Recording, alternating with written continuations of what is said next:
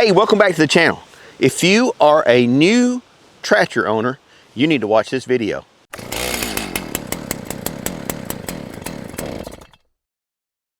I manage the Compact TYM tractor page on Facebook, and I recommend that if you're not joined that page to join it. It's a wealth of information, a lot of great guys on that channel that have a lot of experience on tractors in general, and also specifically the TYM tractors. However, we get a lot of people that post and they're upset, and it's basically because they're new tractor owners. They bought a tractor and maybe the dealership didn't give them enough instructions, you know, that they didn't have enough experience, and the dealer maybe didn't give them enough instructions of what to do, or they just didn't heed the warnings that they had. We had a lot of posts on the Compact TYM tractor page about new owners that are actually surprised that their loader boats come loose. So loader boats, they're not. This is not a car. A car rides down the road on a spring suspension. This engages the ground, and loader boats will work loose. You need to torque your loader boats at least every 100 hours. Come back and check them. If you feel something that feels off, check your loader boats. Don't wait till you break one off. Also, the same goes if you have the backhoe. I noticed yesterday that I had a tiny bit of looseness in one of the boats here. So today we're going to tighten up some bolts on the backhoe subframe. And these are things that you have to do. This is not a brand specific issue.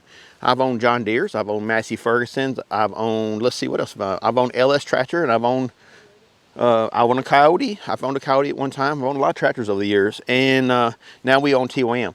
Every brand, you need to check your loader boats and your backhoe boats regularly. It's just part of it. If you don't, you'll see, you can go to the Compact TYM page and you will see all these pictures of people that have broken boats because they kept going, and then it loads the shear onto the boat and acts like a bolt cutter and just shears the boat right off. So let's talk about loader pins and backhoe pins. So one of our new members on the Facebook page pointed out, he's put some pictures on and shows what can I do about this, and basically one of the pins was completely wallered out. So first off, you have to grease these pins every 8 hours. That's minimum. If you're going to use this, again, this is a ground engaging tool. You can see how dirty this is from just yesterday. I greased this thing up very well yesterday morning. We used it about 6 hours and it's filthy. So each day you have to clean these up and grease these pins.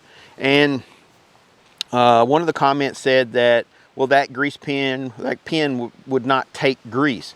Well, at that point, when your pin will not take grease, your only course of action is to stop and repair that pin. I have a video out on how to clean out one of these pins. You know, every tractor, this is the same thing on every brand, so it's not specific to TYM in any way, form, or fashion.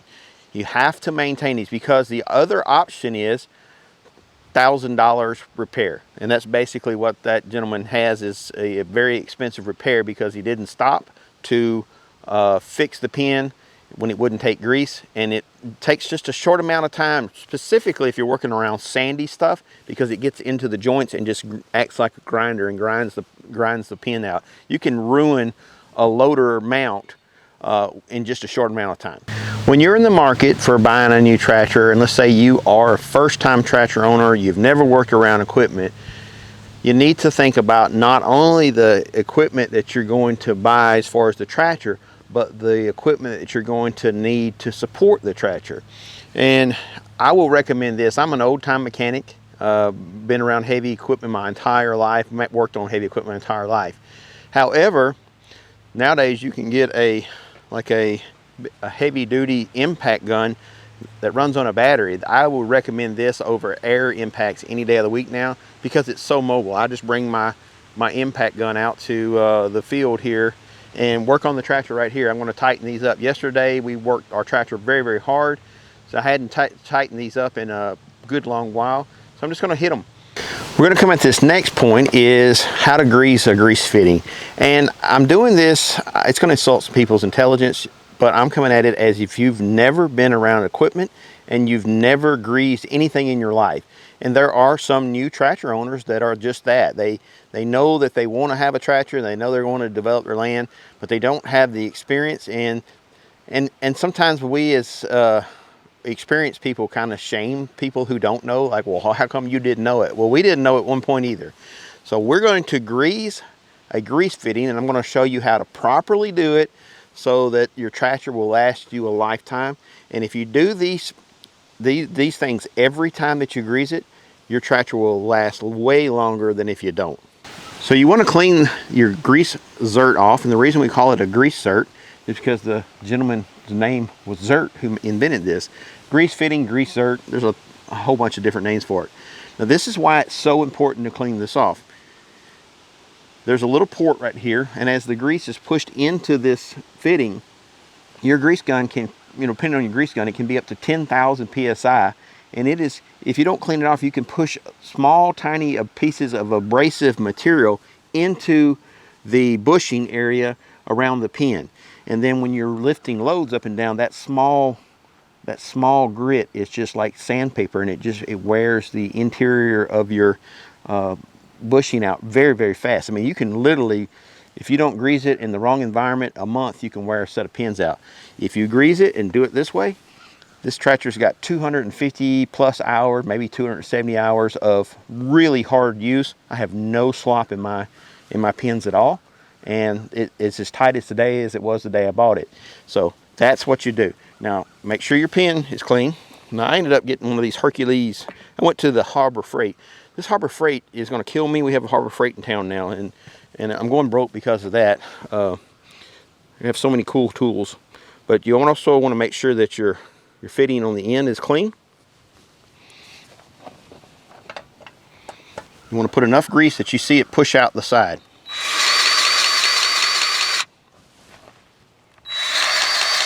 I don't know if you can see it, but there's a little bit of grease squirting out over on that side. Now what that does is it fills your around your bushing, or around between your pin and your bushing, and it fills it with grease and pushes all of the dirty grease out. And that's what you want. Again, you want to grease this every 8 hours.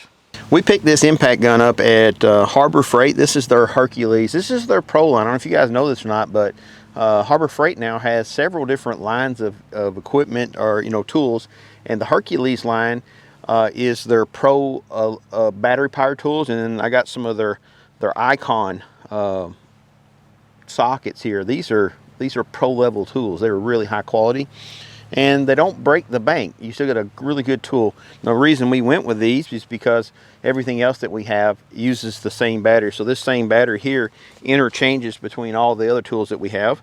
And we did pick up and one of the new batteries is a 12 amp, which is probably better suited for this, but no more bolts than we're going to do right now. This is going to be great. But that 12 amp battery would let a full-time mechanic work all day with this. So this thing has several settings. It has a low, medium, high, and then bad to the bone. That's what I want to call it.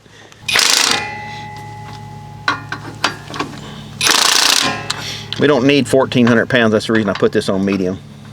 I just want to make sure nothing's moving. Getting a good set of impact grade extensions is also good, and probably you might want a nice quality impact swivel as well.